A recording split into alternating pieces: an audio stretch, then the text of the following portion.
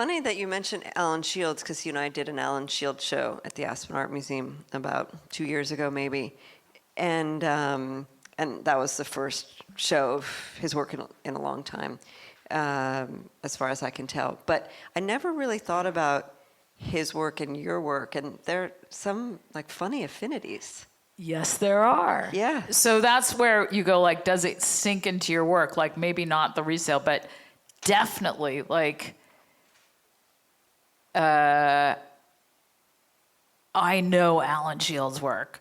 So the beads and the tie-dye and all that stuff, like, that's in my library of can-do stuff. Like, oh, I could do that.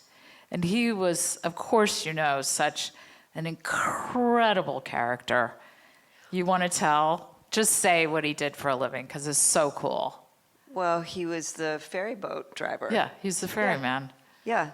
But in addition to that, he was a Buddhist and a meditator and cared about what he ate and loved plants. And interestingly, I mean, there are tons of things about his life and the way he lives that, are the way that I also like to live, but it's the same for you.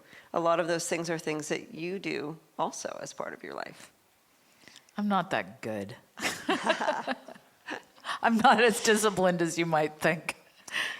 Well, but I'm thinking about how you have things that come off your canvases in a way that, are emblematic of some of the ways that he attached the beads and the woven elements and and it's clear from his paintings that he was a fisherman and so the nets and the beads that he would make so and just wear. Just to let the radio audience know how tall he was, like 6'5", maybe. I never met him. Oh, okay. So I met Alan Shields. He would come in from Shelter Island, and it was like he was like blown in by the ocean.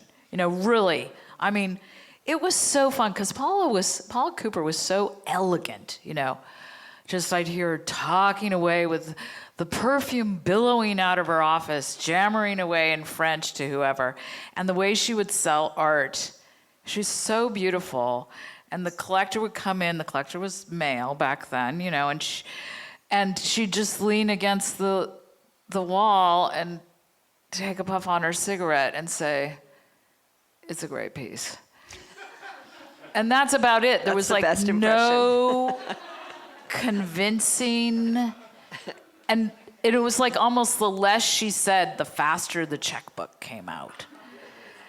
And she was I was trying to tell someone, she taught me how to do things carefully, because I would go into her office and she would give me a phone number in Paris, and she'd get out her filofax and then she'd count the numbers in the phone number, and she'd move her fingers across both numbers to make sure it was right.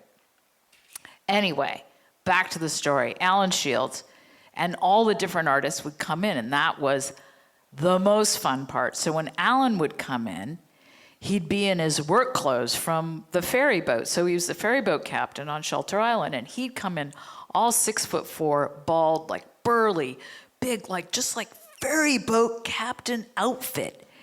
And these pieces that he made were so playful, but then when you put it together, it's like classic seaman, like shipboard art, like all that scrimshaw and macrame that men make. Like it's the moment where men get to be crafty, and then that craft on land is in the female hands, but at sea it's the male hands with the very tiny craft art. Yeah, it's so interesting because I didn't know Alan Shields' work because I wasn't around the art world then yet. And I saw a painting. Actually, Peter Eatley called me and said, Laura Hopman installed this Alan Shields painting in the MoMA galleries. It's totally your thing. You need to come and see it. And I looked at it and I was just flabbergasted. I was like, who's this artist? I have to know more about him.